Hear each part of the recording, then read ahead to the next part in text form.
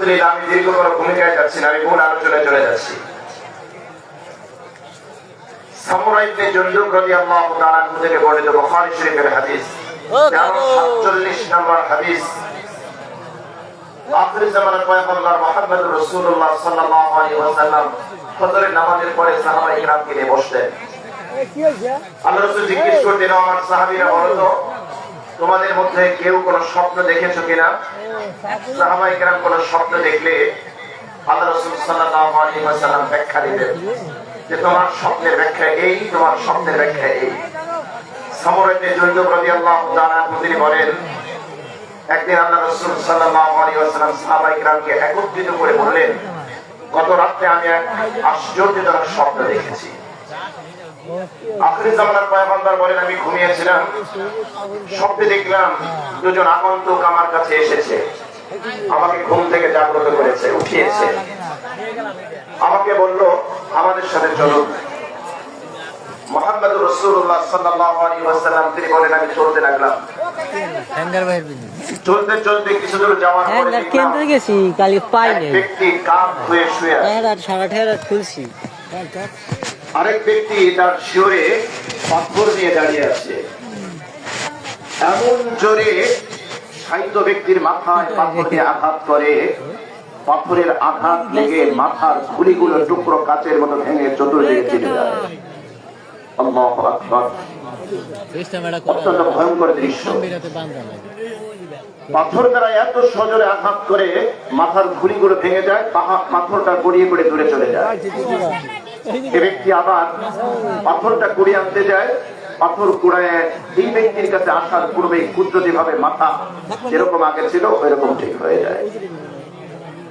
আবার আঘাত করে, আবার মাথা ভেঙে যায়, পাথর অনেক দূরে চলে যায়। আঘাতকারী ব্যক্তি পাথরটা কুড়ায় এই ব্যক্তির কাছে আসতে আসতে কুদরতি ভাবে মাথা আগের মতো হয়ে যায়।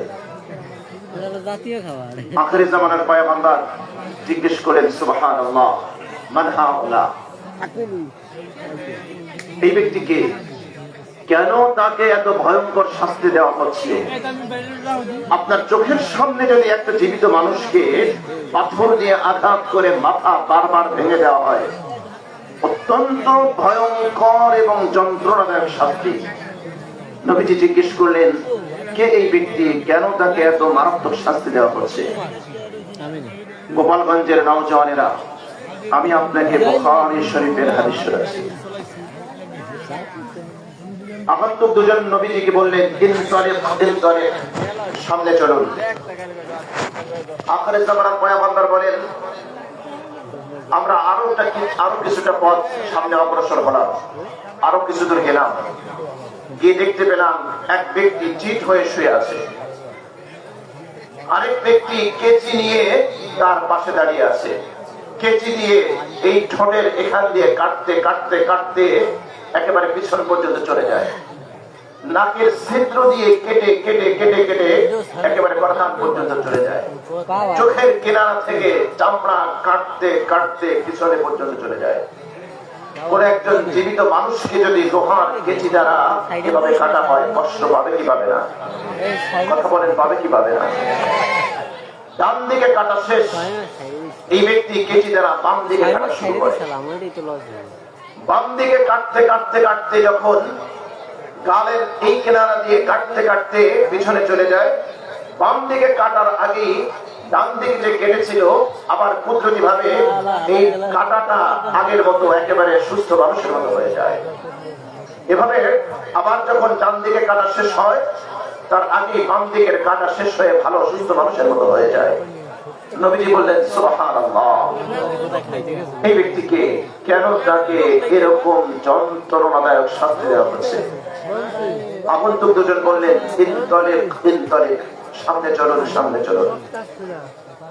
আখির জামানার পয়গম্বর বলেন, আমরা আরো কিছুটা পথ সামনে অগ্রসর হলাম, গিয়ে দেখলাম বিশাল এক রক্তের নদী। এরকম নদী আমি জীবনে কোনোদিন দেখি নাই। সাধারণত নদীর পানি কি সাদা হয় না লাল হয়? কি হয় বলেন? কুয়ার পানি সাদা হয় না লাল হয়? সাদা হয়। কিন্তু আপনি যদি দেখেন একটা কুয়ার পানি একেবারে রক্তের মতো লাল, ভয়ঙ্কর দৃশ্য।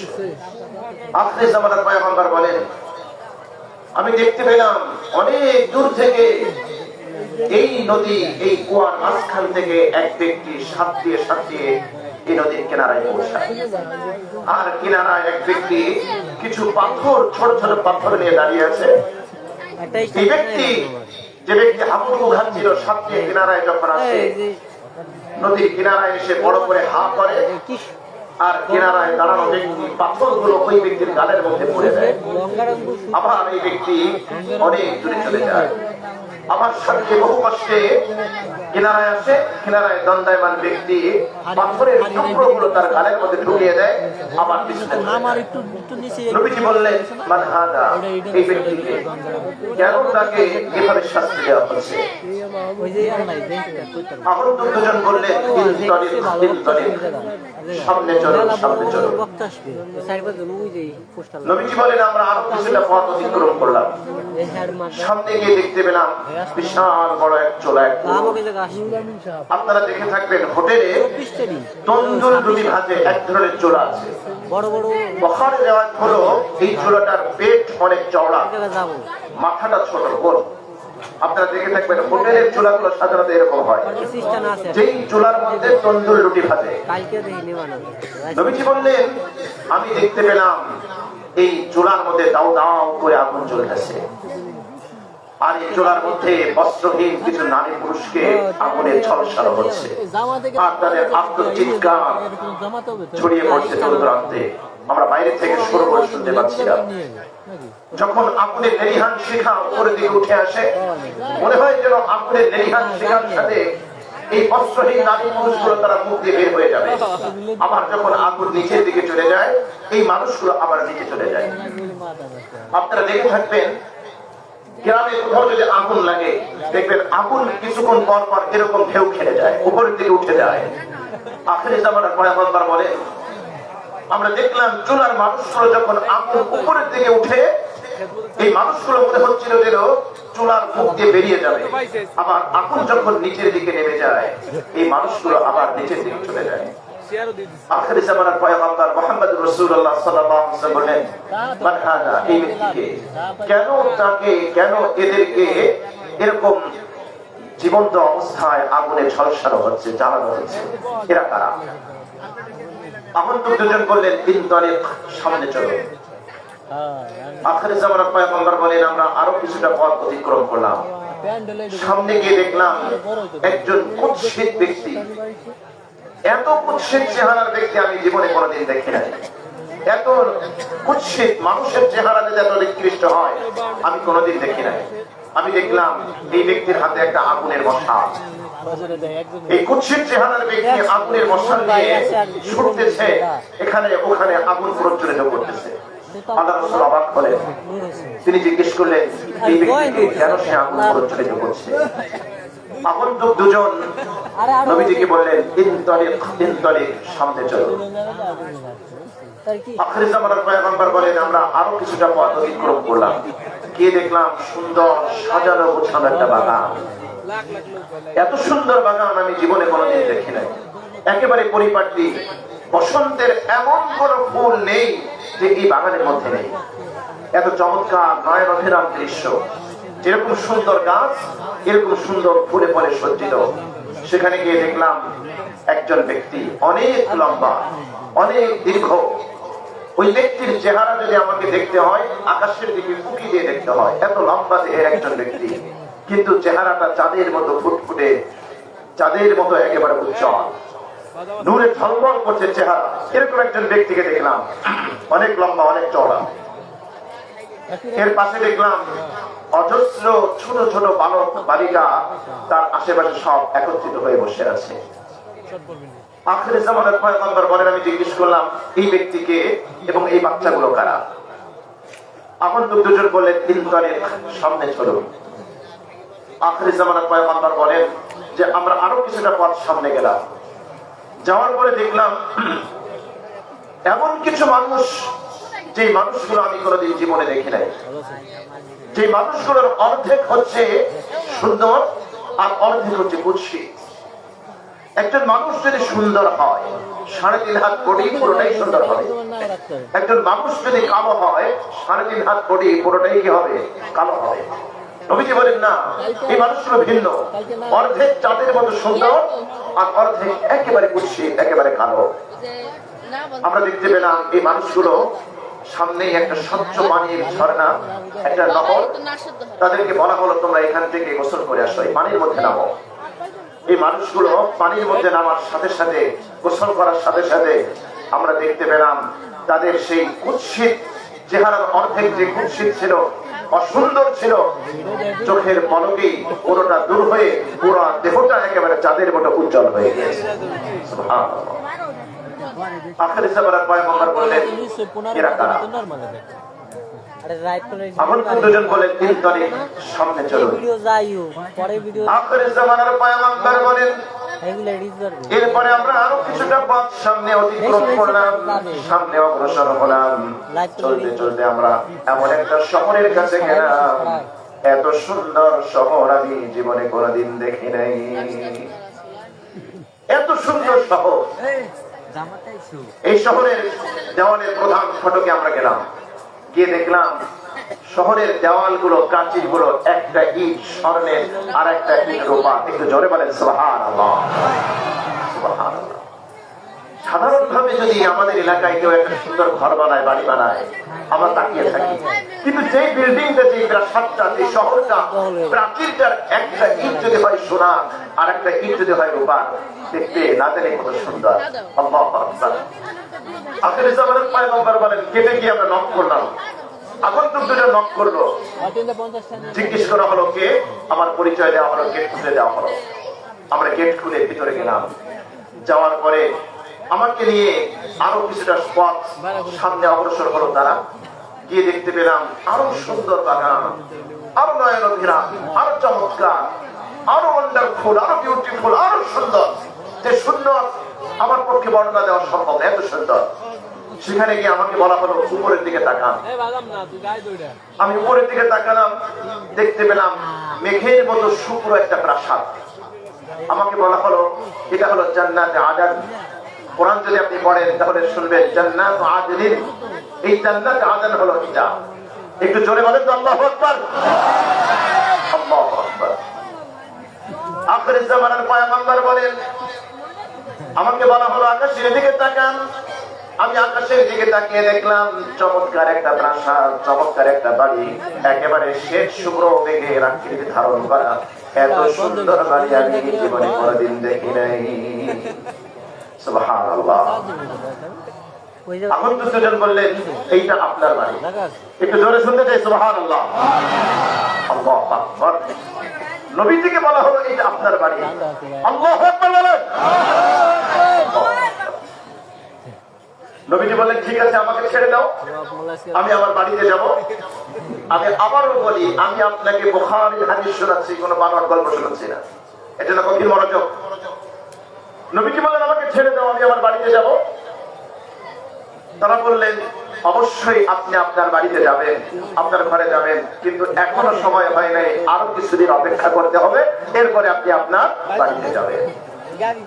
সুবহানাল্লাহ। নবীজি বললেন রাতের বেলা তোমরা আমাকে অনেক আশ্চর্যজনক জিনিস দেখিয়েছো, অবাক করা জিনিস দেখিয়েছো, এগুলোর ব্যাখ্যা তোমরা আমাকে বলো, ব্যাখ্যা জানতে চাই। তোমাদের পরিচয় কি, তোমরা কারা? তখন দুই ব্যক্তি পরিচয় দিলেন, আমরা হলাম আল্লাহর দুইজন রহমতের ফেরেশতা। কিন্তু জোরে আওয়াজ দিয়ে শুনতে পেয়ে সুবহানাল্লাহ। আমরা দুজন হলাম রহমতের ফেরেশতা। ঠিক আছে তোমরা রহমতের ফেরেশতা, তাহলে আমাকে ব্যাখ্যা শোনাও। এতক্ষণ পর্যন্ত তোমরা আমাকে যা দেখিয়েছো আমি তো ব্যাখ্যা বুঝলাম না, অনেক কিছু তোমরা দেখিয়েছো, আপনারা কি ব্যাখ্যা জানতে চান? মনোযোগ দেওয়া যাবে তো ইনশাআল্লাহ? কথা বললে কিন্তু আমরা আলোচনা শেষ করে চলে যাবো, কথা বলা যাবে না। কোরআন হাদিসের আলোচনা চলবে, কথা বলা যাবে না। ফেরেশতা বলেন ঠিক আছে তাহলে ব্যাখ্যা শুনুন। প্রথম কাকে দেখেছিল মনে আছে আপনাদের? বলেন তো দেখি মনে আছে কিনা। আল্লাহ রাসূল প্রথম যে ব্যক্তিকে দেখেছিলেন তার অবস্থা কেমন ছিল?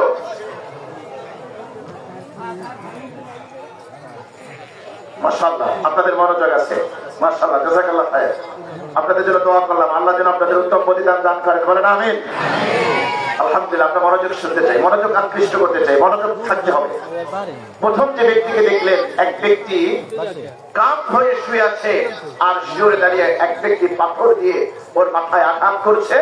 মাথার খুঁড়িগুলো টুকরো কাচের মতো ভেঙে চতুর্দিকে ছড়িয়ে যাচ্ছে, পাথরগুলো দূরে গড়িয়ে যাচ্ছে।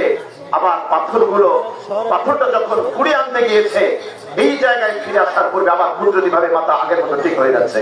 আবার আঘাত করে, আবার মাথা ভেঙে যায়, আবার পাথর টুকটুকায় আনে, আবার আঘাত করে, এভাবে আঘাত চলতে আছে। আখিরি জামানার পয়গম্বর বলেন এই ব্যক্তিকে। ফেরেশতা দুইজন বললেন, ইয়া রাসূলুল্লাহ, ইয়া হাবিবাল্লাহ, এই যে ব্যক্তিকে দেখলেন পাথর দিয়ে মাথা থেতলে দেওয়া হচ্ছে, আঘাত করে মাথার চারাগুলো, শক্ত খুঁটিগুলো ভেঙে একেবারে টুকরো টুকরো করে দেওয়া হচ্ছে, এ হলো আপনার উম্মতের মধ্যে ওই ব্যক্তি যে ব্যক্তি ফরজ নামাজ না পড়ে ঘুমিয়ে থাকে, আর যে ব্যক্তি কোরআন শিখে কোরআন ছেড়ে দেয়। জোরে সরে বলে নাউজুবিল্লাহ। নামাজ পড়ে না এরকম ব্যক্তি আমাদের সমাজে আছে না নাই? জোরে বলেন, আছে না নাই? আরে মুসলমান আবার নামাজ পড়ে না কেমনে? নামাজ পড়ে না কেমনে? মুসলমান দাবি করে কেমনে? যে নামাজ পড়ে না সে আবার মুসলিম কেমনে হয়? আল্লাহু আকবার। নামাজ ঈমানের পরে সবচেয়ে গুরুত্বপূর্ণ ইবাদত। নামাজ পড়ি না মুসলিমদের। আল্লাহ রাব্বুল আলামিন জিবরিল আলাইহিস সালাতু ওয়াস সালামের মাধ্যমে সমস্ত বিধান এই দুনিয়াতে পাঠিয়ে দিয়েছেন, কিন্তু নামাজ হচ্ছে এমন একটা বিধান, আখিরি জামানার পয়গম্বরের জন্য আল্লাহ রাব্বুল আলামিন জান্নাত থেকে বুরাক পাঠিয়েছেন। এই বুরাকের জন্য দুজন চালক পাঠিয়েছেন, হযরত জিবরাইল, হযরত মিকাইল আলাইহিস সালাতু ওয়াস সালাম। এই জান্নাতি বাহন এনে মক্কা মুকাররমা থেকে আল্লাহ রাসূলকে বাহনে চড়িয়ে, এই বুরাকে চড়িয়ে বাইতুল মুকাদ্দাস হয়ে প্রথম, দ্বিতীয়, তৃতীয়, চতুর্থ, সপ্তম আসমান অতিক্রম করে সিদরাতুল মুনতাহা অতিক্রম করে আরশে আযীমে নিয়ে আল্লাহ রাব্বুল আলামিন নামাজের বিধান দিয়েছেন। জোরে সরে বলেন আল্লাহু আকবার। নামাজ, নামাজ, আল্লাহু আকবার। কত গুরুত্বপূর্ণ ইবাদত নামাজ। নামাজ হচ্ছে এমন একটা বিধান, ধনী গরিব, উঁচু নিচু, শ্বেতাঙ্গ কৃষ্ণাঙ্গ, শহুরে গ্রাম্য, শিক্ষিত অশিক্ষিত, সুস্থ অসুস্থ, প্রত্যেক ব্যক্তির উপর নামাজ ফরজ। কিন্তু কিছু মানুষ, কিছু কিছু বিধান আছে যে বিধান শুধুমাত্র ধনীদের উপরে ফরজ, গরিবের উপরে ফরজ না। যেরকম যাকাত ধনীদের উপরে ফরজ, গরিবের উপরে ফরজ না। হজ ধনীদের উপরে ফরজ, গরিবের উপরে ফরজ না। কিন্তু নামাজ সবার উপরে, যারা বলে নামাজ সবার উপরে ফরজ। আল্লাহু আকবার। ওয়াকিমুস সালাতা ওয়া আতুজ যাকাত, নামাজ আদায় করতে হবে, নামাজ আদায় করতে হবে। যেটা বলছিলাম তিরমিজির হাদিসের মধ্যে আসছে, আনাস ইবনে মালিক রাদিয়াল্লাহু তাআলা থেকে বর্ণিত, তিনি বলেন, ফুরিদাত আলান নবী সাল্লাল্লাহু আলাইহি ওয়াসাল্লাম লাইলাতা উসরিয়া বিহি as-salawatu 50। আখিরি জামানার পয়গম্বরের উপরে মেরাজের রজনীতে 50 ওয়াক্ত নামাজ ফরজ করা হয়েছিল। কয় ওয়াক্ত? যারা বলেন কয় ওয়াক্ত? আমি ওই লম্বা হাদিস ওই টপিকে যাচ্ছি না। মুসা আলাইহিস সালাতু ওয়াস সালামের দীর্ঘ কথোপকথন ওই মেরাজের বয়ানে এসে যাব না। 5 ওয়াক্ত এসে ঠেকেছে। এরপরে আখিরি জামানার পয়গম্বর বলে, সুম্মা তুদিয়া ইয়া মুহাম্মদ, আমাকে ডাকা হলো, ইয়া মুহাম্মদ ইন্নাহু লা ইবাদদালুল কাউল লাদাইয়া, আমার কাছে কথার কোনো পরিবর্তন নাই। এই 5 ওয়াক্ত নামাজ যদি আপনার উম্মত পড়ে, আমি রব্বুল আলামিন 50 ওয়াক্তের সওয়াব দিয়ে দেব। সুবহানাল্লাহ, সুবহানাল্লাহ। নামাজের কত গুরুত্ব, নামাজের কত গুরুত্ব। তিরমিজির হাদিস অন্যান্য কিতাবের মধ্যে এসেছে, আখিরি জামানার পয়গম্বর বলেছেন, বাইনাল ঈমান ওয়াল কুফরি তারকুস সালাহ, ঈমান এবং কুফরের মধ্যে পার্থক্য হচ্ছে নামাজ ছেড়ে দেওয়া। কাফের নামাজ পড়ে না, মুসলমান নামাজ, কাফের নামাজ পড়ে না, মুসলমান নামাজ পড়ে। আল্লাহু আকবার। ইবনে মাজাহ হাদিস হযরত আবু দারদা রাদিয়াল্লাহু তাআলা আনহু থেকে বর্ণিত, তিনি বলেন, আওসানি খালিলি, আমার বন্ধু মুহাম্মদ সাল্লাল্লাহু আলাইহি ওয়াসাল্লাম আমাকে ওসিয়ত করেছেন, আল্লাহ তুশরিকা বিল্লাহি শাইআ ওয়া ইন হুররিতা ওয়া কুতিতা। ও আবু দারদা শোনো, কখনো তুমি আল্লাহর সাথে কাউকে শরীক করবে না।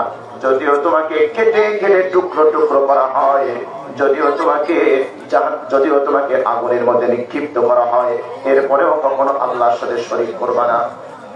ওয়ালা তাতরুক সালাতান মাকতুবাতান মুতাআম্মিদা। আবু দারদা খবরদার, ইচ্ছাকৃতভাবে কখনো ফরজ নামাজ পরিত্যাগ করবে না, ছেড়ে দিবে না। কেন? যে ব্যক্তি ইচ্ছাকৃতভাবে ফরজ নামাজ ছেড়ে দেয়, ফাকাদ বারিআত জিম্মাতুল্লাহ, ওই ব্যক্তি আল্লাহর জিম্মা থেকে বের হয়ে যায়। যারা বলেন নাউজুবিল্লাহ। কোন ব্যক্তি যদি আল্লাহর জিম্মা থেকে বের হয়ে যায়, তাহলে ওই ব্যক্তির নাজাতের কি গ্যারান্টি আছে ভাইরা? কি গ্যারান্টি আছে বলেন? অন্য হাদিসের মধ্যে এসেছে, মান তারাকা সালাতান মাকতুবাতান মুতাআম্মিদান ফাকাদ কাফারা। যে ব্যক্তি ইচ্ছাকৃতভাবে ফরজ নামাজ ছেড়ে দিয়েছে, সে কুফরি করেছে। জোরে সরে শুনতে চাই নাউজুবিল্লাহ। নামাজের গুরুত্ব কেমন দিয়েছেন আখিরি জামানার পয়গম্বর। আখিরি জামানার পয়গম্বর মৃত্যুর শয্যায় শায়িত, জীবন মৃত্যুর সন্ধিক্ষণে আছেন, মসজিদের দিকে তাকিয়ে আছেন, চোখ দিয়ে অশ্রুধারায় পানি গড়িয়ে পড়ছে, আর বলে আয়েশা রে, পর্দাটা একটু সরাই দাও তো, আমি একটু দেখি মসজিদের নববীর দৃশ্য। আল্লাহ রাসূল দেখলেন আবু বকর রাদিয়াল্লাহু তাআলা আনহু তার নেতৃত্বে তার উম্মত, তার সাহাবীরা নামাজ পড়তেছে। আল্লাহ রাসূল সাল্লাল্লাহু আলাইহি ওয়াসাল্লাম খুশি হয়ে গেলেন, চোখ দিয়ে অজস্র ধারায় অশ্রু প্রবাহিত হতে লাগলো। সুবহানাল্লাহ। আমাদের দিকে সরে অশ্রুটা কান্না করতেছেন কেন? আখির জামানার পয়গম্বর বলে আয়েশা রে, এই নামাজ প্রতিষ্ঠা করার জন্য কত কষ্ট না আমাদের স্বীকার করতে হয়েছে। আজ আমার সাহাবীরা নামাজ পড়তেছে দেখে আমার হৃদয়টা খুশি হয়ে গিয়েছে। সুবহানাল্লাহ। জীবন মৃত্যুর সন্ধি করে পৃথিবী থেকে চলে যাচ্ছে। শেষ বাক্য বললেন, কান আখিরু কালামি নবী সাল্লাল্লাহু আলাইহি ওয়াসাল্লাম, as-সালাত as-সালাত। ও আমার উম্মত, নামাজ। খবরদার, নামাজ ছেড়ে দিও না। হযরত ওমর ইবনে খাত্তাব রাদিয়াল্লাহু তাআলা আনহু ফজরের নামাজের জন্য দাঁড়িয়েছেন। ইমামতিতে নামাজ আরম্ভ হয়েছে। এক রাকাত নামাজ পড়ালেন, দ্বিতীয় রাকাতে ইমামতি চলছে।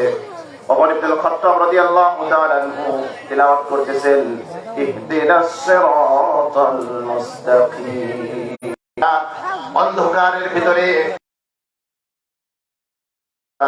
নাভিতে, তার পেটের মধ্যে একেবারে আঘাত করে রক্তাক্ত করে দিয়েছে। এমন ভাবে খঞ্জর চালিয়েছে,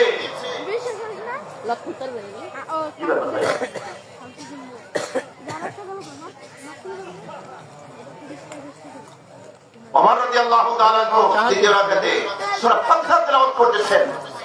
মেম্বারের মধ্যে আগে থেকে লুকিয়ে ছিল এক মাজুসি, মুগীরা ইবনে শুবা রাদিয়াল্লাহু তাআলা এর অগ্নি পূজক গোলাম। আগে থেকে এসে ওখানে লুকিয়ে রয়েছে। এমন একটা খঞ্জর বানিয়েছে যে খঞ্জরের ধারার ধাতুর হলো মাঝখানে, এ পাশ দিয়ে আঘাত করা যায়, এ পাশ দিয়ে আঘাত করা যায়। আবু লুলু নাম এক খঞ্জর তৈরি করে 1 মাস পর্যন্ত বিষের মধ্যে ভিজিয়ে রেখেছে, যাতে করে আঘাত সামান্য হলেও যাতে মানুষ মৃত্যুবরণ করে। ওমর রাদিয়াল্লাহু তাআলা আনহু ফজরের নামাজ যখন ইমামতি করতেছেন, দ্বিতীয় রাকাতে কেবল সূরা ফাতিহা তেলাওয়াত করবেন। ওই মুহূর্তে মেম্বার থেকে বের হয়ে এসে উপরুচকুরি ওমর রাদিয়াল্লাহু তাআলাকে আঘাত করেছে। নাভির নিচে খঞ্জর ঢুকিয়ে এমন জোরে টান মেরেছে, ওমর রাদিয়াল্লাহু তাআলার নাড়িভুড়িগুলো সব বাইরে বের হয়ে গিয়েছে। চিৎকার করে তিনি মাটিতে পড়ে গিয়েছেন। আব্দুর রহমান ইবনে আউফ রাদিয়াল্লাহু তাআলা আনহু তিনি পিছনে ছিলেন, বড় বড় সাহাবীরা পিছনে ছিলেন। আবু লুলু যখন পালাচ্ছে আঘাত করে, সাহাবায়ে কিরাম ধরার জন্য অগ্রসর হয়েছে। এক খঞ্জর দিয়ে আঘাত করে 13 জন সাহাবীকে গুরুতর আঘাত করেছে। 7 জন সাহাবী জায়গায় শহীদ হয়ে গিয়েছে। ওমর ইবনে খাত্তাব রাদিয়াল্লাহু তাআলা বেহুশ হয়ে পড়ে গিয়েছেন। আব্দুর রহমান ইবনে আউফ তিনিও যখন এই অগ্নি পূজক গোলামকে ধরার জন্য অগ্রসর হলেন, তাকেও আঘাত করার জন্য উদ্যত হয়েছে।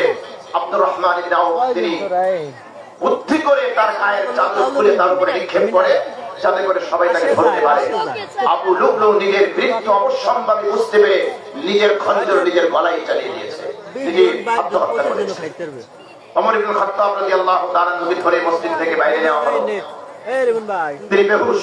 গরু মাংস আব্দুর রহমান ইবনে আউফ রাদিয়াল্লাহু তাআলা আনহু তিনি অগ্রসর হলেন, সামনে গিয়ে তিনি নামাজের ইমামতি করলেন, নামাজ শেষ করলেন।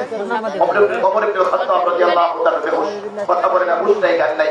অনেক সময় চলে গিয়েছে, তাকে পানির ছিটা যায়, তার হুঁশ হয় না। একজন সাহাবী বুদ্ধি করে কানের কাছে এসে বললেন, আসসালাত আসসালাত ইয়া আমিরুল মুমিনিন, হে আমিরুল মুমিনিন, নামাজ নামাজ, আল্লাহু আকবার। সালাতের আওয়াজ কর্ণ কুহুরে যাওয়ার সাথে সাথে ওমর ইবনে খাত্তাব রাদিয়াল্লাহু তাআলা তার সেন্স ফিরে এসেছে। সুবহানাল্লাহ, সুবহানাল্লাহ, সুবহানাল্লাহ। তার যখন সেন্স ফিরে এসেছে, কোনো কিছুই না বলে তিনি সর্বপ্রথম জিজ্ঞেস করেছে, তোমরা কি নামাজ পড়েছো? আল্লাহু আকবার। তোমরা কি নামাজ শেষ করেছো? জবাব দেওয়া হলো, আমিরুল মুমিনিন, আমরা নামাজ শেষ করেছি। তিনি বললেন, ভালো কাজ করেছো। যে ব্যক্তি নামাজ ছেড়ে দেয় তার দিনের কোনো হুঁশ ফিরে এসেছে। তিনি জিজ্ঞেস করেন নাই কে তাকে হত্যা করেছে, কে আঘাত করেছে। আব্দুল্লাহ ইবনে ওমর রাদিয়াল্লাহু তাআলা ওমর রাদিয়াল্লাহু তাআলা ছেড়ে তাকে বললেন, যাও পানি নিয়ে আসো। তিনি হয়তো ভেবেছিলেন পানি পান করবেন, অল্প একটু পানি এনেছেন। তিনি ধমক দিয়ে বলেন, বেশি করে পানি আনো, আমি ওযু করবো, নামাজ পড়বো। ওযু করলেন, এরপরে তিনি বললেন, আমাকে উঠায় বসাও। সন্তান বলেন, আব্বা যান, আমিরুল মুমিনিন, আপনি তো উঠতে পারবেন না। তিনি আবার ধমক দিলেন, আমাকে উঠায় বসাও। ইতিহাসের কিতাবের মধ্যে পাওয়া যায়, ওমর রাদিয়াল্লাহু তাআলা সোজা হয়ে বসবেন, বসার চেষ্টা করেছেন, আবার এই জায়গা থেকে তার নাড়ি বুড়িগুলো বাইরে বের হয়ে গেছে। আমার কাছে বৃষ্টি ওমর রাদিয়াল্লাহু তাআলার ছেলে আব্দুল্লাহ ইবনে ওমর মাথার পাগড়ি খুলে বাবার পেটে শক্ত করে বেঁধে দিলেন। ওমর রাদিয়াল্লাহু তাআলা শুয়ে শুয়ে নামাজ আদায় করলেন। নামাজ শেষ হলো, তাসবিহ তাহলিল করলেন, জিকির করলেন। এরপরে জিজ্ঞেস করলেন, আমাকে কে আঘাত করেছে? একটু জোরে বলেন আল্লাহু আকবার। মুসলমান, কার উত্তরসূরি তুমি? তুমি মুসলিম দাবি করো, অথচ নামাজ পড়ো না। ওমর রাদিয়াল্লাহু তাআলা বললেন, কে আমাকে আঘাত করেছে? তাকে বলা হলো, মুগীরা ইবনে শুআবার গোলাম আবু লুল আপনাকে আঘাত করেছে। ওমর রাদিয়াল্লাহু তাআলা বলেন, আলহামদুলিল্লাহ, কোন মুসলমান আমাকে আঘাত করে নাই। একজন অগ্নি পূজক আমাকে আঘাত করেছে, যে জীবনে কোনোদিন সিজদা দেয় নাই, এক ওয়াক্ত নামাজ পড়ে নাই। একজন নন মুসলিম আমাকে হত্যা করেছে, আমাকে আঘাত করেছে। আলহামদুলিল্লাহ, মুসলমানদের মধ্যে কোনো বিভেদ সৃষ্টি হবে না। এরপরে হাকিম আনা হলো, চিকিৎসক আনা হলো। চিকিৎসক আসলেন, চিকিৎসা করবেন। তিনি ওমর রাদিয়াল্লাহু তাআলা একটু দুধ পান করালেন। ওমর রাদিয়াল্লাহু তাআলা দুধ পান করলেন, কিন্তু মুখ দিয়ে দুধ পান করেছে, কিন্তু এই পেট যে কাটা, এখানে সব বাইরে হয়ে গেছে। হাকিম বুঝতে পারলেন আঘাত মারাত্মক। তিনি হতাশ হয়ে যখন বের হয়ে যাচ্ছিলেন, ওমর রাদিয়াল্লাহু তাআলা দেখলেন চিকিৎসকের কাপড়টা টাকনুর নিচে গিয়েছে, মাটি স্পর্শ করবে করবে ভাব। ওমর রাদিয়াল্লাহু তাআলা বললেন, এই চিকিৎসক, আপনার টাকনুর কাপড়টা একটু উঁচু করে পড়েন। আরে বলেন না সুবহানাল্লাহ। মৃত্যু সজ্জায় উপনীত, কিন্তু দিনের ব্যাপারে কেমন সিরিয়াস, কেমন সিরিয়াস। যাই হোক, এর 3 দিন পরে ওমর রাদিয়াল্লাহু তাআলা তার মৃত্যু হয়ে গেল। তিনি মৃত্যুবরণ করলেন। ওমর রাদিয়াল্লাহু তাআলার মৃত্যুবরণ করার সংবাদ যখন ছড়িয়ে পড়ল, মদিনা নারীরা, মেয়েরা চিৎকার করে করে কান্না করতেছে আর বলতেছিল যে, হায়, আজকে যদি আমিরুল মুমিনিন মৃত্যুবরণ না করে আমাদের 20 টুকরো সন্তান মারা যেত। আয়েশা রাদিয়াল্লাহু তাআলা তিনি অনেক বেশি কান্না করেছেন। আমি এটা বুঝাচ্ছি, হে গোপালগঞ্জের নওজওয়ানেরা, টকটকে খুনধারী যুবকেরা, একটু ভালো করে শোনো। আখিরি জামানার পয়গম্বর দুনিয়া থেকে চলে যাচ্ছে, নামাজের কথা বলে নাই। ওমর রাদিয়াল্লাহু তাআলা আনহু, তাকে আঘাত করা হয়েছে, রক্তাক্ত করা হয়েছে, তার পেট থেকে নাড়িগুলো বের হয়ে গিয়েছে, সেও নামাজের কথা বলে নাই। তুমি কার কথা শুনে তুমি নামাজ ছেড়ে দাও? তুমি নামাজ ছেড়ে দাও, বলো তো ভাই। আমি তোমার ভাই, আমি তোমার এলাকার, আমি তোমাকে জিজ্ঞেস করি, ভাই বলো তো, কেন তুমি নামাজ পড়ো না? আরে আমি তো বলি, তোমার বয়স 50 বছর হয়ে গিয়েছে, জীবন থেকে 50টা বসন্ত চলে গিয়েছে। তুমি দাবি করো তুমি মুমিন, তুমি ইমানদার। তোমার ঈমান যদি তোমাকে এখনো মসজিদে ঢোকাতে না পারে, তোমার ঈমান এত দুর্বল।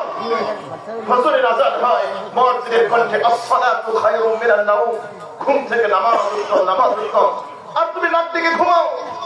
আরে যেই ঈমান তোমাকে ফজরের আযান শুনে ঘুম থেকে উঠাতে পারে না, মসজিদে ঢোকাতে পারে না, তুমি কি বসে আছো ভাই? সেই ঈমান তোমাকে কবর আযাব থেকে বাঁচাবে। যে ঈমান তোমাকে জমিনের উপরে গুনাহ থেকে বাঁচাতে পারে না, সেই ঈমান কেমনে তোমাকে কবর আযাব থেকে তোমাকে বাঁচাবে? আমাকে একটু বলো তো। হ্যাঁ আমার বৃদ্ধ বাবারা, চাচারা, আপনাদের পায়ে হাত দিয়ে বলি, আমি আপনাদের সন্তানের মতো। আপনার বয়স 60 বছর হয়েছে, এখনো আপনি টেলিভিশনের সামনে আপনার নাতি নাতনি নিয়ে বসেন। লজ্জা করে না আপনার? আপনার কি লজ্জা করে না? যে ঈমান আপনাকে এই ধরনের সিনেমা, নাটক এগুলো দেখা থেকে বাঁচাতে পারে না। হে আমার পরিবার ছোট নওজওয়ানেরা, হে গোপালগঞ্জের নওজওয়ানেরা, আমার ভাই শুনে রাখো, যে ঈমান তোমাকে ঘরের মধ্যে অশ্লীল দৃশ্য দেখা থেকে তোমাকে বাঁচাতে পারে না, কেমনে তুমি বসে আছো সেই ঈমান তোমাকে জাহান্নামের আযাব থেকে বাঁচাবে? কেমনে বাঁচাবে ভাই আমাকে বলো তো? যে ঈমান তোমাকে সুদ থেকে বাঁচাতে পারে না, ঘুষ থেকে বাঁচাতে পারে না, অন্য মানুষকে আঘাত করা থেকে বাঁচাতে পারে না, তুমি ভাই একটু তোমার নিজেকে জিজ্ঞেস করো। আমার বৃদ্ধ বাবারা, চাচারা, একটু নিজেকে জিজ্ঞেস করেন। জীবন থেকে 60-70 বছর চলে গিয়েছে, এক পাও কবরে চলে গিয়েছে, এখনো যদি আপনি গুনাহ ছাড়তে না পারেন, এখনো যদি আপনি বিড়ি সিগারেট ছাড়তে না পারেন, এখনো যদি আপনি দাড়িটা রাখতে না পারেন, এখনো যদি আপনি 5 ওয়াক্ত নামাজ জামাতে পড়তে না পারেন, আপনার ঈমান যদি এত দুর্বল হয়, এত দুর্বল হয়, তাহলে সেই ঈমান কেমনে আপনাকে কবর আযাব থেকে বাঁচাবে? জমিনের উপরে যদি ঈমান আমাকে গুনাহ থেকে বাঁচাতে না পারে, জমিনের উপরে ঈমান যদি এত পাওয়ারলেস হয়, এত দুর্বল হয়, এত শক্তিহীন হয়, মসজিদের আযান হয়, মসজিদের ওই কণ্ঠে, মসজিদের মিনার থেকে মুয়াজ্জিনের ধ্বনিতে আল্লাহ ডাকে, আসসালাতু খায়রুম মিনান নাওম, হাইয়া আলাস সালাহ, হাইয়া আলাল ফালাহ, আসো আসো আল্লাহর দিকে আসো, নামাজের দিকে আসো। আর শয়তান বলে না না না, ঘুমা ঘুমা ঘুমা। আপনি আল্লাহর আহ্বানে সাড়া না দিয়ে শয়তানের কথা আপনি ঘুমিয়ে থাকেন, আর আপনি বসে আছেন যে এই ঈমান আপনাকে জান্নাতে পৌঁছায় দেবে। এত সহজ, এত সহজ ভাই, এত সহজ। আমি আমার কলিজার টুকরো ভাইদেরকে এলাকার ছেলে হিসেবে পায়ে হাত দিয়ে বলি, ভাই নামাজ ছাড়া যাবে না, নামাজ ছাড়া যাবে না। আরে মুসলমান নামাজ ছাড়তে পারে না। রাসূলের যুগের মুনাফিকরাও নামাজ পড়তো, আর আজকের যুগের মুসলমানরা নামাজ পড়ে না। চিন্তা করা যায়, ইন্নাল মুনাফিকিনা ইউখাদিরুনাল্লাহ ওয়া হুয়া খাদিরুহুম وإذا قاموا إلى الصلاة قاموا كسالى يراءون الناس ولا يذكرون الله إلا قليلا। কুরআন বলছে মুনাফিকের নামাজের 3টা বৈশিষ্ট্য। আরে মুনাফিক যদি নামাজ না পড়তো তাহলে আল্লাহ পাক কেমনে বললেন, কেন বললেন যে মুনাফিকের নামাজের 3টা বৈশিষ্ট্য? আপনি একটু মিলায় দেখেন তো ভাই, আপনার নামাজটা কি মুনাফিকের নামাজের সাথে মিলে যায় নাকি? আল্লাহ বলেন মুনাফিক যখন নামাজ পড়ে, ওয়াইদা কামু ইলা সালাতি কামু কুসালা, নামাজ পড়ে অলসতার সাথে, এই তো নামাজ পড়ি, এই তো নামাজ পড়বো, আরেকটা বিক্রেতা বিদায় দিয়ে আরেকটা সেল করে আমি নামাজ পড়বো, আরেকটু জমিনে কাজ করে আমি নামাজ পড়বো, মায়েরা বোনেরা এই তো হাতের কাছে শিশু নামাজ পড়বো। এভাবে যেতে যেতে সময় যেতে যেতে অক্ত যাওয়ার উপক্রম হয়, তাড়াতাড়ি মোরগ মুরগি যেভাবে জমিতে ঠোকর দিয়ে আদার খায়, এরকম ভাবে নামাজ পড়ে। এরকম মানুষ আছে না নাই? আছে না নাই ভাই? এটা মুনাফিকের নামাজ, এটা মুসলমানের নামাজ না। ওইটা কম হয়ে সালাতে কম কুসালা ইউরাউনা নাস, তারা নামাজ পড়ে মানুষ দেখানোর জন্য। আরে ভাই, আপনি যখন মসজিদে নামাজ পড়েন আপনার নামাজটা হয় একরকম, আপনি যখন বাসায় নামাজ পড়েন তাহলে আপনার নামাজটা আরেক রকম। কেন হয়? কেন ভাই? মসজিদে আল্লাহ থাকে, আপনার বাড়িতে কি আল্লাহ নাই? তাহলে নামাজের মধ্যে তারতম্য হয় কেন? অফিসের সবাই নামাজ পড়ে, আমি নামাজ না পড়লে কেমনে হবে? বাসার সবাই নামাজ না পড়ে, আমি নামাজ না পড়লে মানুষে কি বলবে? বিয়ে করেছি, শ্বশুর বাড়ি গেলাম, নতুন জামাই নামাজ না পড়ে শ্বশুর কি বলবে? এই জন্য নামাজ পড়ি। এটা মুসলমানের নামাজ হতে পারে না, এটা মুনাফিকের নামাজ। আমার কথা না, কার কথা? জোরে বলেন, কার কথা?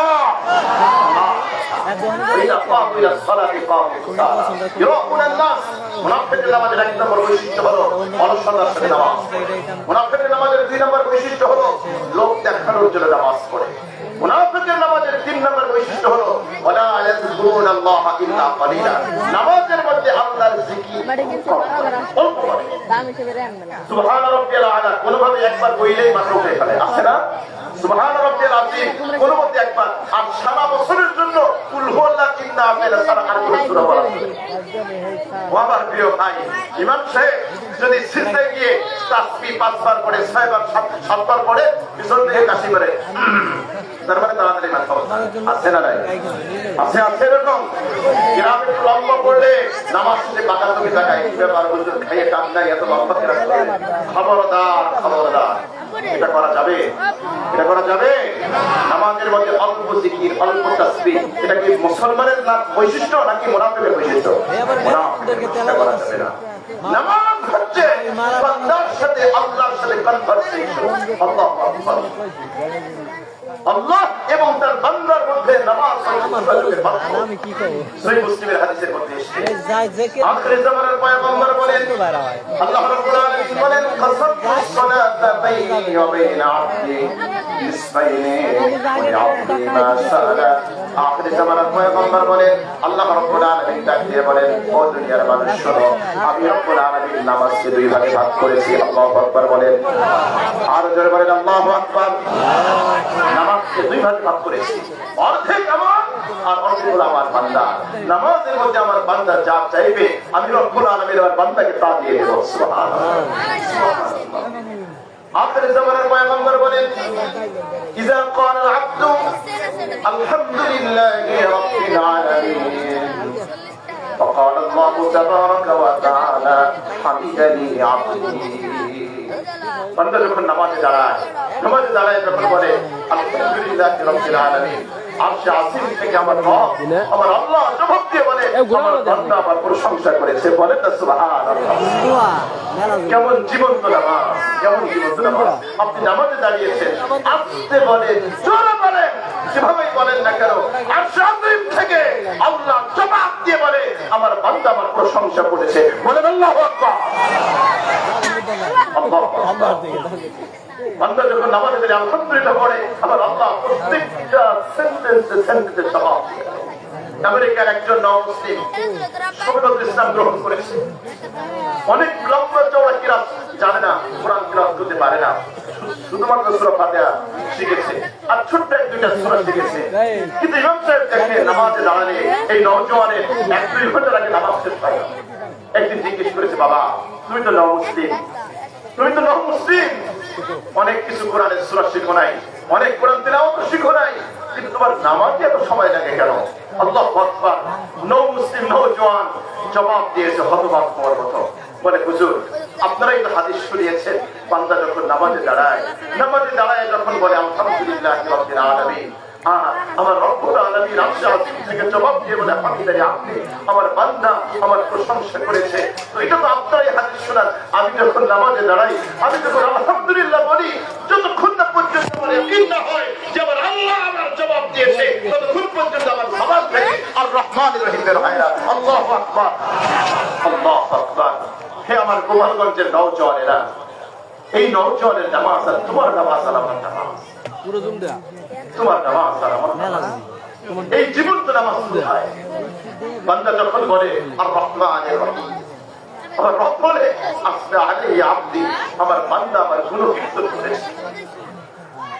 বান্দা যখন বলে মালিক ইয়াউমিদ্দিন, আল্লাহ রাব্বুল আলামিন ডেকে বলে মাজ্জাদানি আবদি, আমার বান্দা আমার বড়ত্ব প্রকাশ করেছে। আল্লাহু আকবার। আপনি প্রত্যেকটা সূরা ফাতিহার একটা আয়াত পড়বেন, আমার আল্লাহ জবাব দিতে থাকবে।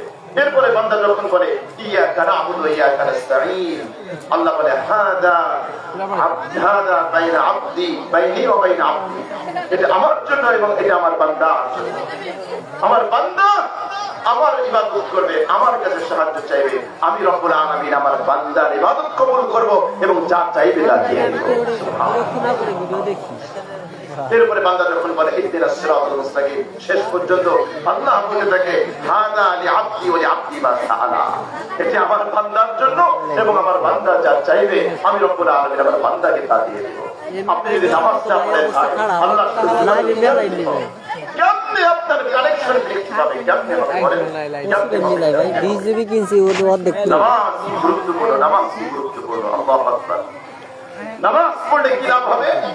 বুখারীর হাদিসের মধ্যে এসেছে, আখির জামানার পয়গম্বর বলেন আরাইতুকুম লাউ আন্না নাফরান বিবাবি আহাদিকুম ইয়াগতাসিলু ফি কুল্লি ইয়াওমিন 5 মাররাত হাল ইয়াবকা মিন দানিহি শাই'un আখিরি জামানার পয়গম্বর বলেন, ও আমার সাহাবীরা বলো তো দেখি, কোন একজন ব্যক্তি, কোন একজন মানুষের ঘরের সামনে, দরজার সামনে যদি স্বচ্ছ পানির একটা নদী থাকে, একটা কুয়া থাকে, আর ওই ব্যক্তি যদি দৈনিক 5 বার ওই স্বচ্ছ পানি দিয়ে গোসল করে, বলো তো দেখি ওই ব্যক্তির শরীরে কোনো ময়লা থাকবে কিনা?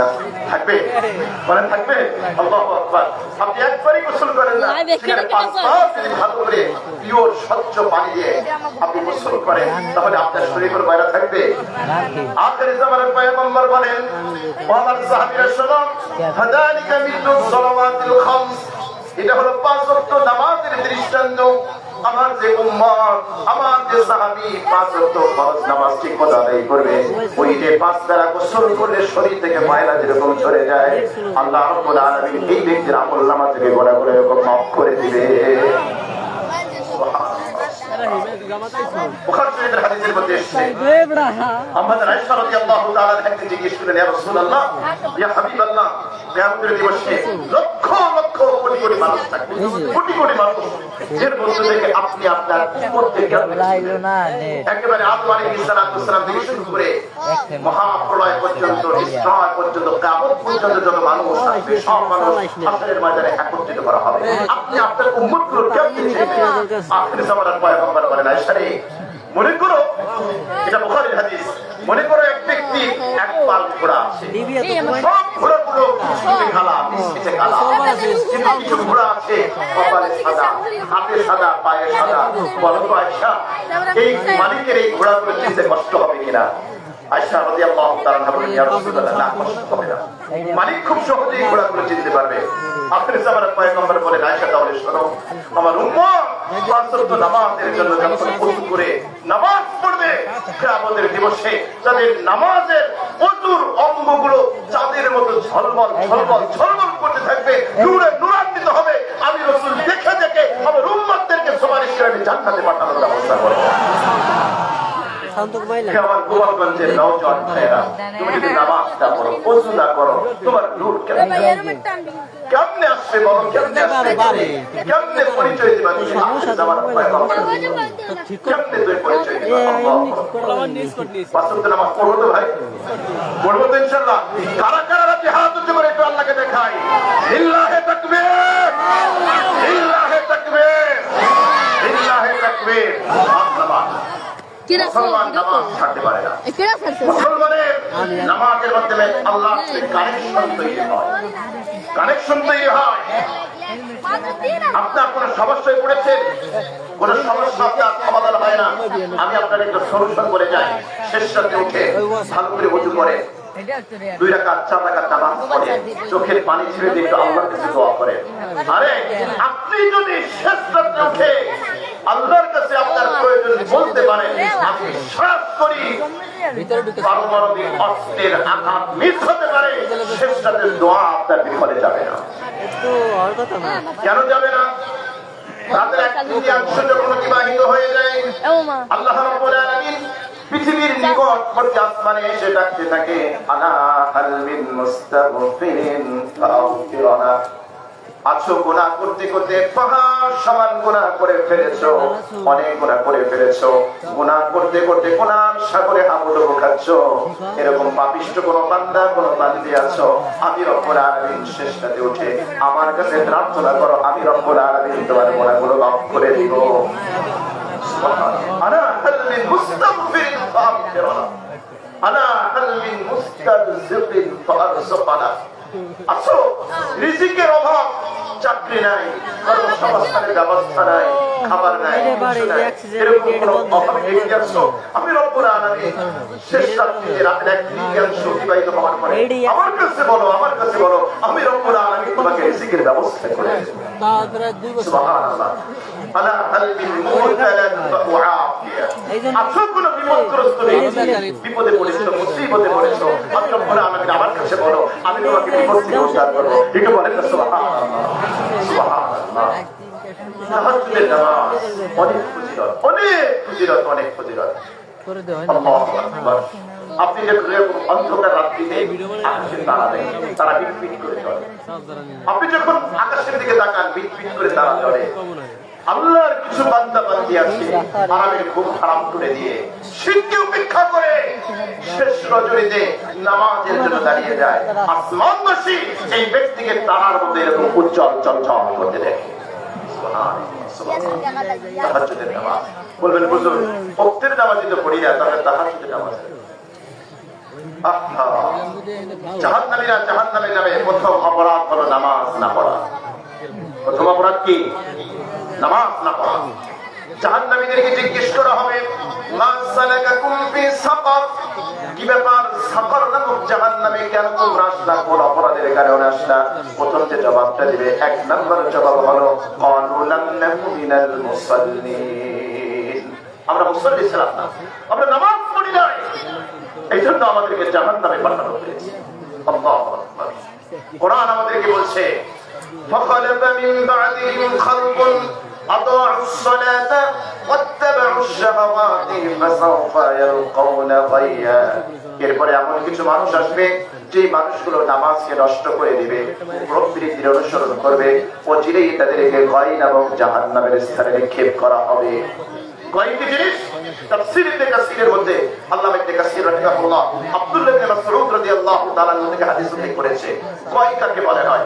হে আমার কলিজার টুকরো নওজওয়ানেরা, একটু মনোযোগ সহকারে শোনো।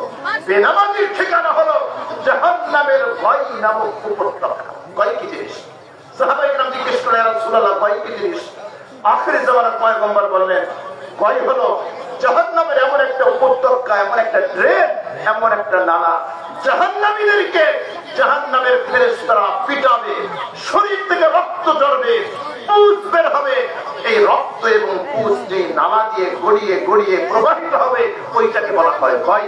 বেনামাজিকে ওই গয় নামক ওই জায়গায় নিক্ষেপ করা হবে। জোরে বলেন না নাউজুবিল্লাহ। হে আমার পরিবার টুকরো যুবক ভাইয়েরা, নওজওয়ানেরা, খবরদার খবরদার, তুমি নামাজ ছেড়ো না, সহ্য করতে পারবা না ভাই, সহ্য করতে পারবা না জাহান্নামের আযাব। কিয়ামতের দিবসে আল্লাহ রাব্বুল আলামিনের যখন নূরের তাজাল্লি প্রকাশ পাবে, ইয়াওমা ইউশাকু আন সাকিন ওয়া ইউদউনা ইলা সুজুদি ফালা ইয়াস্তাতিউন। কিয়ামতের দিবসে যখন আল্লাহ রাব্বুল আলামিন তার পায়ের গোছাকে উন্মোচিত করে দিবেন, যখন আল্লাহ রাব্বুল আলামিনের নূর প্রকাশিত হবে, নামাজীরা আল্লাহ রাব্বুল আলামিনকে দেখে সবাই সিজদায় লুটিয়ে পড়বে। বলেন আল্লাহু আকবার। আরো জোরে বলেন আল্লাহু আকবার। কিন্তু এমন এক শ্রেণীর মানুষ আছে ওই সময় যারা সিজদা করতে চাইবে, বুখারীর হাদিস আয়াতের ব্যাখ্যায় এসেছে, এক শ্রেণীর মানুষ তখন নামাজীদের সাথে সিজদায় লুটিয়ে পড়তে চাইবে, আল্লাহ রাব্বুল আলামিন তাদের মেরুদণ্ডগুলো কাঠের মতো, স্টিলের মতো সোজা করে দিবেন, তারা রুকুও করতে পারবে না, সিজদাও করতে পারবে না। কি লজ্জা, কি লজ্জার কথা! সমস্ত মুমিন মুসলমান আল্লাহর কুদরতি পায়ে সিজদায় লুটিয়ে পড়বে, এক শ্রেণীর মানুষ ঠায় দাঁড়িয়ে থাকবে। কি লজ্জা, কি অপমান! কেমনে আপনি মুখ দেখাবেন? কেমনে মুখ দেখাবেন ভাই? কেমনে মুখ দেখাবেন? কেমনে? এজন্য মুসলমান জেনে শুনে কখনো নামাজ কাজা করতে পারে?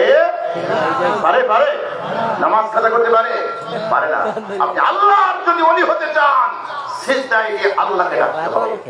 একটা সিজদা যদি আপনার কবুল হয়ে যায়, আল্লাহ পাক হতে পারে একটা সিজদার ছেলে আপনার গুনাহ খাতা মাফ করে দিতে পারে। জোরে বলেন সুবহানাল্লাহ। বান্দা যখন সিজদায় চলে যায়, তখন আল্লাহ সবচেয়ে বেশি নৈকট্য হাসিল করে। সহিহ মুসলিমের হাদিস, আখির জামানার পয়গম্বর বলে, আকরাবু মা ইয়াকুনুল আবদু লিরাব্বিহি ওয়া হুয়া সাজিদ। বান্দা যখন সিজদায় চলে যায়, আল্লাহ সবচেয়ে নিকটে চলে যায়। সুবহানাল্লাহ। মালিক ইবনে দিনার রাহিমাহুল্লাহ একজন বড় গুনাহগার ছিলেন। মালিক ইবনে দিনার রাহিমাহুল্লাহ তিনি একবার এক মজলিসে বয়ান করতেছেন, এরকম বয়ান শুরু করবেন, মজলিসের মধ্যে থেকে এক ব্যক্তি দাঁড়িয়ে গিয়েছে। মালিক ইবনে দিনার, তোমার সাথে আমার একটা কথা আছে, আগে আমার প্রশ্নের জবাব দিবা, এরপরে তুমি বয়ান করবা। আল্লাহু আকবার। মালিক ইবনে দিনার বলেন, আচ্ছা বলেন আপনার কি প্রশ্ন, আপনি কি জানতে চান? প্রশ্নকারী জিজ্ঞেস করছে, মালিক মাত্র 2 বছর আগেও তুমি মদ্যপ ছিলে, মদ্যপায়ী ছিলে, মদ পান করে এখানে সেখানে পড়ে থাকতা, আমাকে বলতে হবে আজকে এই পর্যায়ে তুমি কিভাবে আসছো, এর পিছনের গল্প কি, এটা না বলা পর্যন্ত আমি তোমার বয়ান শুনবো না। মালিক ইবনে দিনার বলেন, ঠিক আছে তাহলে শোনো। ওরা আছে তো দাদু। মালিক ইবনে দিনার বলেন, আমি পাপিষ্ঠ ছিলাম, আমি মদ্যপায়ী ছিলাম, আমি নেশা করতাম। সবে বদরের রাত, মদের দোকানগুলো বন্ধ হয়ে গিয়েছে, সব দোকানগুলো বন্ধ, কোনো দোকানে মদ পাওয়া যাচ্ছে না, কিন্তু রাতের বেলা মদ না খেলে তো আমার ঘুম আসে না, মাদক সেবন করতেই হবে। আমি বহু রিকোয়েস্ট করে একটা মদের দোকান খোলাইয়া এক বোতল মদ কিনে আমি বাড়িতে এসেছি। কবি মনোযোগ, আমি মদের বোতলটা টেবিলের উপরে রেখেছি। আমার ছিল 2 বছরের ফুটে চাঁদের মতো একটা মেয়ে, দৌড়ে আমার কাছে আসতে গিয়ে টেবিলে ধাক্কা লেগে মদের বোতলটা মাটিতে পড়ে গিয়েছে আর মদগুলো পড়ে গিয়েছে। আমার মেয়ে খিলখিল করে হাসতে হাসতে চলে গিয়েছে। ওই রাতে আমি আর মদ পান করি নাই। এভাবে যেতে যেতে 1 বছর চলে গিয়েছে। পরবর্তী লাইলাতুল কদরের রাত আবার যখন এসেছে, সবে কদরের রাত, আমি আবার রাতের বেলা 1 বোতল মদ বহু কষ্টে জোগাড় করে বাসায় ফিরছি। আর স্বাভাবিকভাবে তো দিনে রাতে আমি মদ পান করি, লাইলাতুল কদরেও মদ পান ছাড়ি না। তাহলে বলেন, এটা কি যেমন তেমন নেশাখোর? কথা কয় না। আরে মানুষ লাইলাতুল কদরেও তো নেশা একটু বাদ দেয়, কিন্তু মালিক ইবনে দিনার বলেন যে লাইলাতুল কদরের রাত্রিতেও আমি মদ ছাড়া থাকতে পারি না। আমি কিরকম এডিক্টেড ছিলাম, কিরকম নেশাগ্রস্ত ছিলাম, কিরকম মাতাল ছিলাম।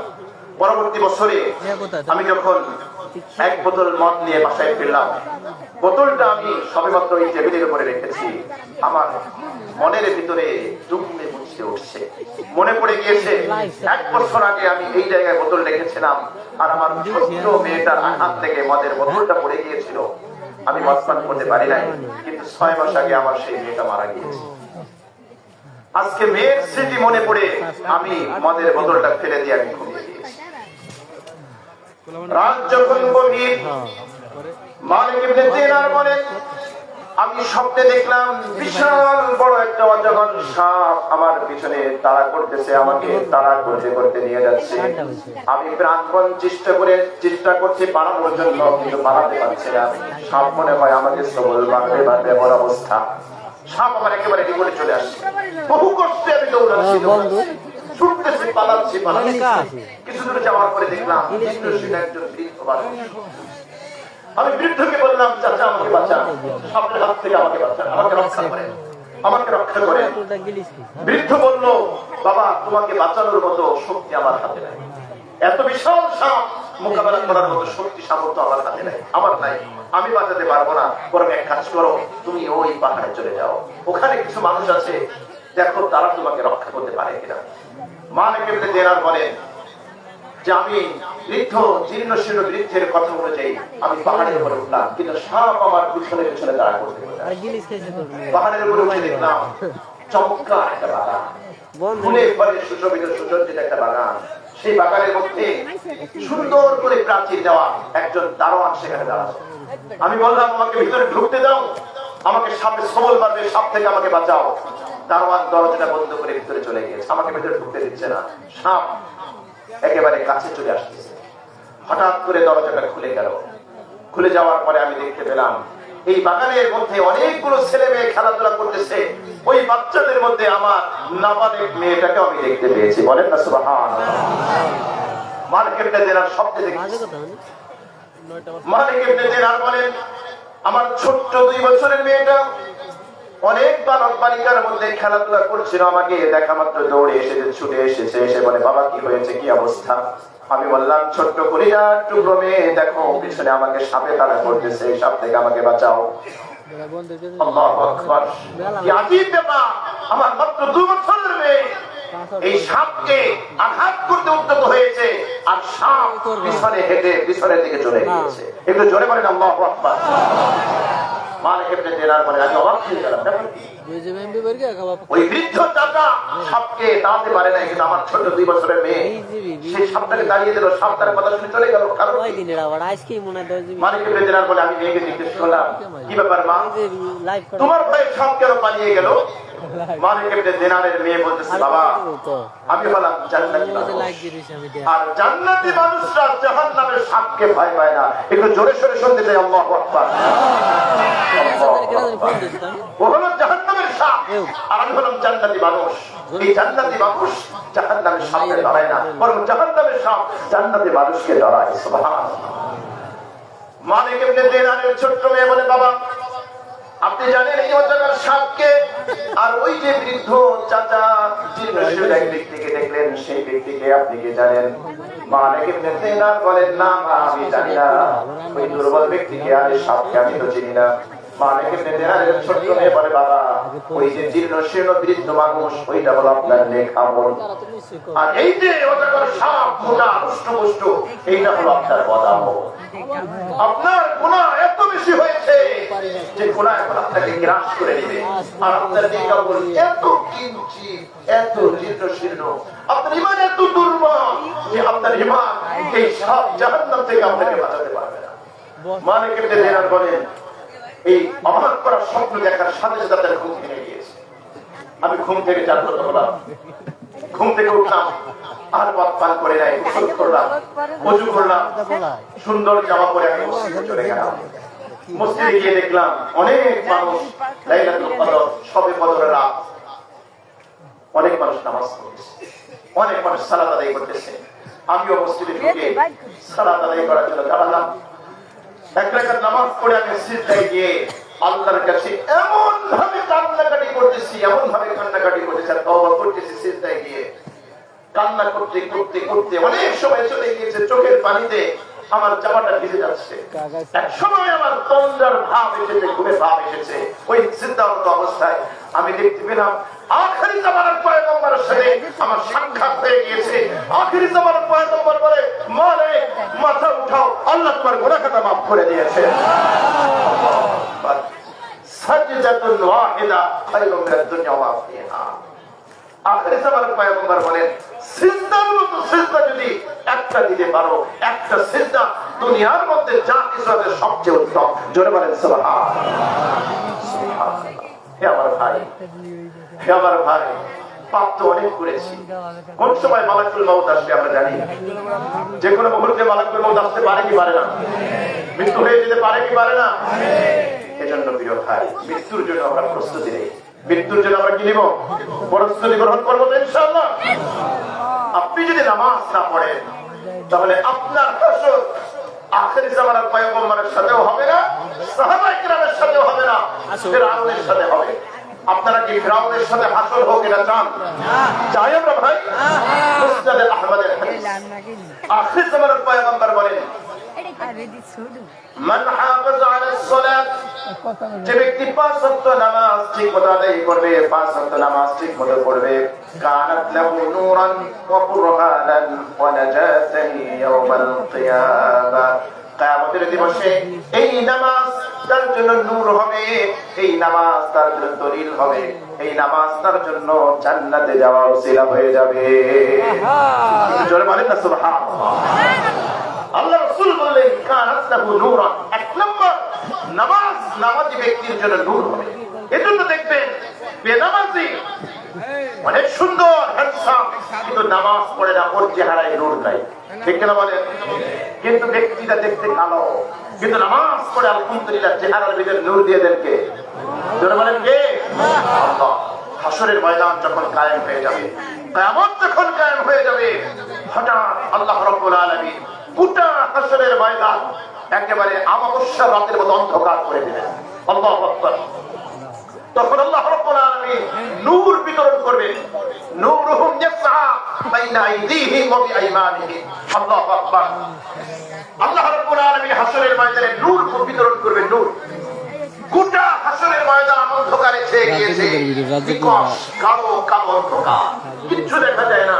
ওই সময় আল্লাহ তাআলা নূর বিতরণ করবেন। নূর আল্লাহর বান্দা বান্দিরা, নামাজি বান্দা বান্দিরা